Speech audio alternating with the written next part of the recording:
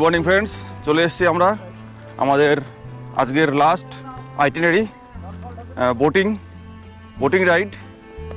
আমরা নদীতে এখন বোটিং করব আর আমাদের পুরো টিম রেডি।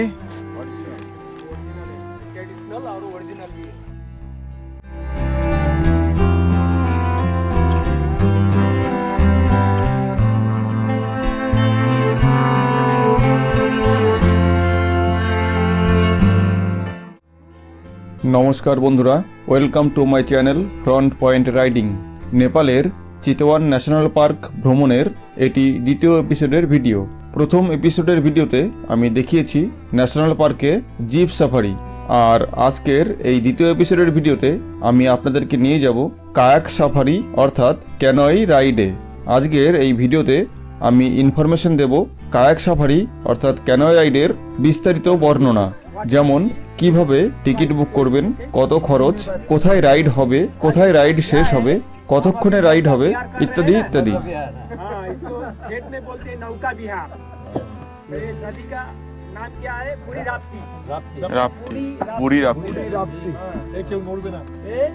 यहाँ से जाएगा नारायणी बोलते हैं ना, नारायणी में जाके मिक्स करके ये इंडिया का गंगा रिवर में मिक्स होगा। बोलिए।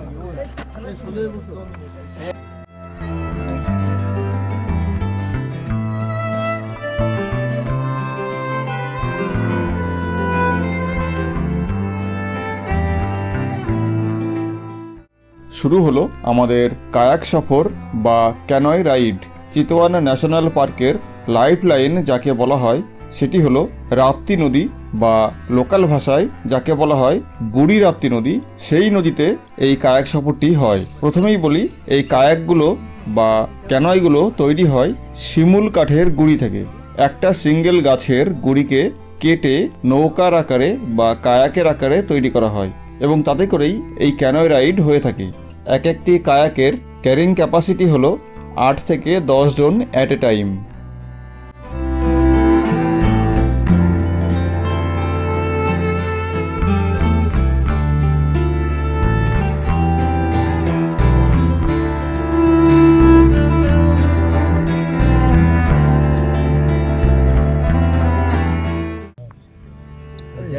এটা একটা কুমির, প্রথমেই একটা কুমির দেখতে পেলাম। ক্যানয় রাইড নিয়ে যে সমস্ত ইনফরমেশনগুলো আমি আপনাদের সঙ্গে শেয়ার করব, তার মধ্যে প্রথমেই হলো টাইমিং। ক্যানয় রাইডটা অর্থাৎ কায়াক সফরটা সারাদিনে মাত্র একবারই হয় এবং সেটা হলো মর্নিং শিফট। সকাল 7টা থেকে শুরু হয় এবং 9টা পর্যন্ত এই কায়াক সাফারি হয়ে থাকে।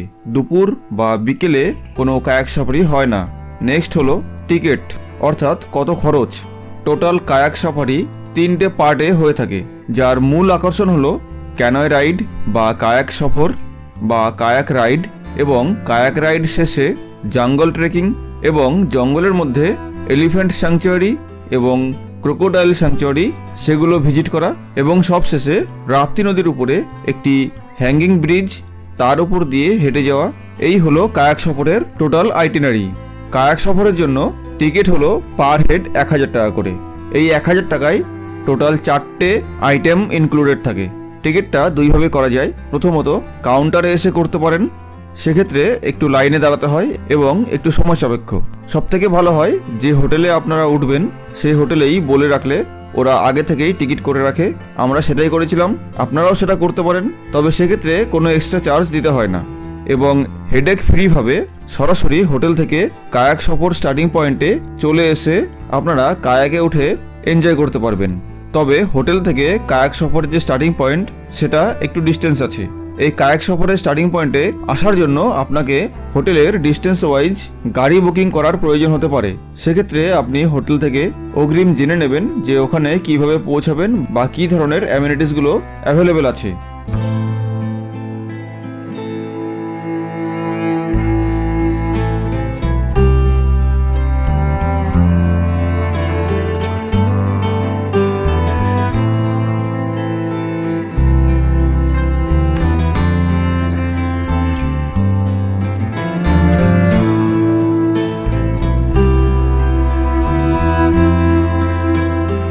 একটা জিনিস খেয়াল করে দেখুন, নদীতে অসংখ্য বড় বড় গাছ উপরে পড়ে রয়েছে এবং সেই সঙ্গে নদীর পার বরাবর নদী ভাঙনের চিহ্ন দেখা যাচ্ছে। রিসেন্টলি নেপালে অর্থাৎ কাঠমান্ডু এরিয়াতে যে বন্যা হয়েছে সেই বন্যার চিহ্ন এগুলো বহন করছে। এবার আসি কায়াক সফরে আপনি কি কি দেখবেন। কায়াক সফরের মূল আকর্ষণ হলো নদীর মাঝখানে কায়াকে বসে নদীর দুই দিকে ঘন এবং সবুজ রঙের চোখ জুড়ানো জঙ্গল দেখবেন। জঙ্গলের ভেতরে হরিণ, গন্ডার, ময়ূর, বিভিন্ন ধরনের ওয়াইল্ড অ্যানিমেল এগুলো দেখতে পাবেন। এছাড়া নদীর দুই ধারে প্রচুর কুমির, ঘড়িয়াল, বিভিন্ন ধরনের জলচর পাখি, পরিযায়ী পাখি এবং সেই সঙ্গে ধীরে ধীরে প্রবাহিত হওয়া ঘন নীল রঙের নদী তো রয়েছে। নৌকা বিহার শেষ করে এখন আমরা শুরু করলাম আমাদের জঙ্গল ট্রেকিং। এখন আমরা জঙ্গল ট্রেকিং যাব। আমরা এখন শুরু করেছি জঙ্গল ট্রেকিং। সামনের দিকে জঙ্গল আছে আর জঙ্গলের দিকে আমরা যাচ্ছি ধীরে ধীরে।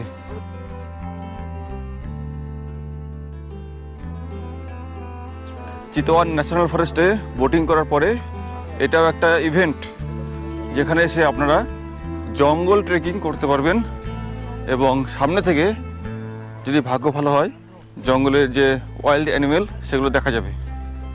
আর সামনে ওইদিকে একটা ব্রিডিং সেন্টার আছে, ক্রোকোডাইল ব্রিডিং সেন্টার, সেখানে আমরা যাচ্ছি।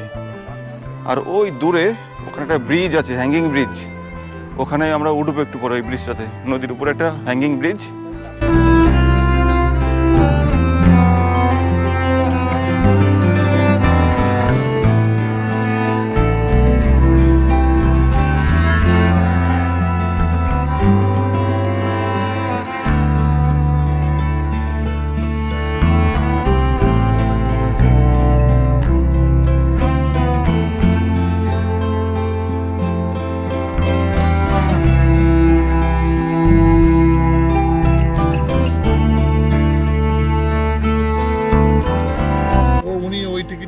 চিতওয়াল ন্যাশনাল পার্কে জঙ্গল সাফারির পর আমরা এসেছি এলিফ্যান্ট ব্রিডিং সেন্টারে। আর এখানে টিকিট কাউন্টার আছে, তবে টিকিট আমাদের আগে থেকে কাটা আছে, আমাদের টিকিট করতে হবে না। আমরা টিকিট কাউন্টারের এখান থেকে এদিকে চলে যাবো এলিফ্যান্ট ব্রিডিং সেন্টারে। আর যারা টিকিট করে আসবেন না, এখানে এসে লাইভ সরাসরি টিকিট করতে পারবেন। চিতওয়ান ন্যাশনাল ফরেস্টের এলিফ্যান্ট ব্রিডিং সেন্টার, এখানে একটা ছোট্ট মিউজিয়াম আছে আর কিছু ইনফরমেশন বোর্ডে তুলে ধরা হয়েছে। ছোট মিউজিয়াম, এমন কিছু নেই বিশেষ, জাস্ট কিছু ইনফরমেশন বোর্ডে রাখা আছে। আর একটা হাতির স্কেলিটাল এখানে রাখা আছে। হাতির খুলি কত বড় দেখুন, ওর তুলনায় জাস্ট ইমাজিন করুন এই ছোট্ট হাতির খুলিটা এই মানুষের তুলনায় কত বড়।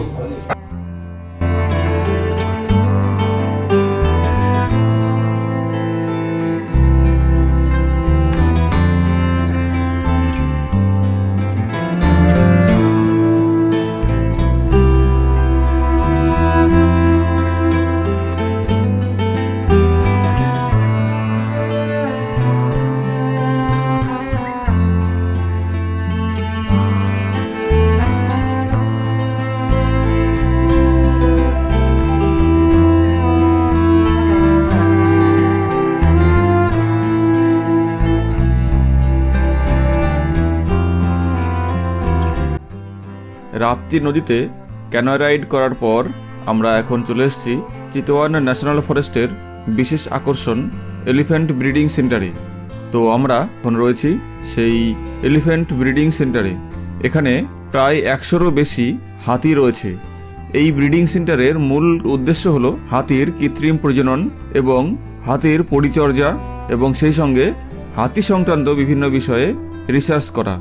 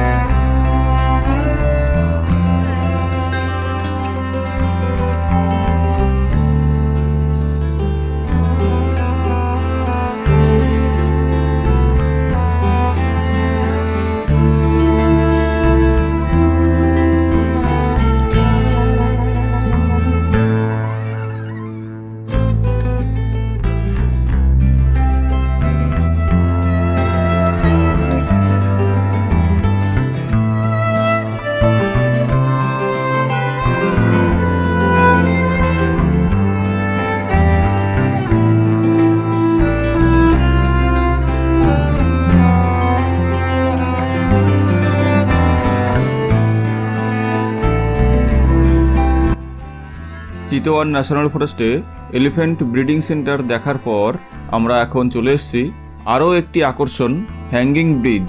অর্থাৎ এখানকার রাপ্তি নদী, সেই নদীর উপরে প্রায় 500 মিটার লম্বা একটি হ্যাঙ্গিং ব্রিজ অর্থাৎ ক্যান্টিলেভার ব্রিজ।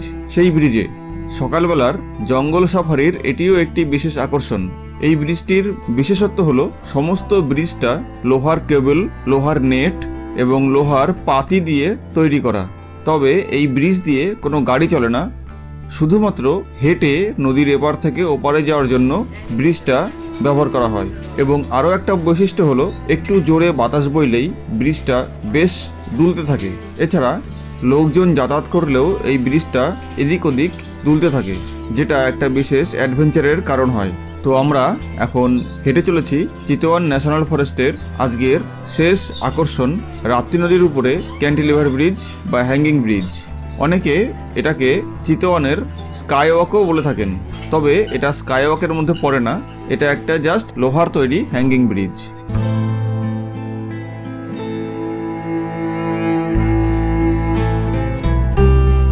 তো ইনি হলেন আজকে আমাদের গাইড।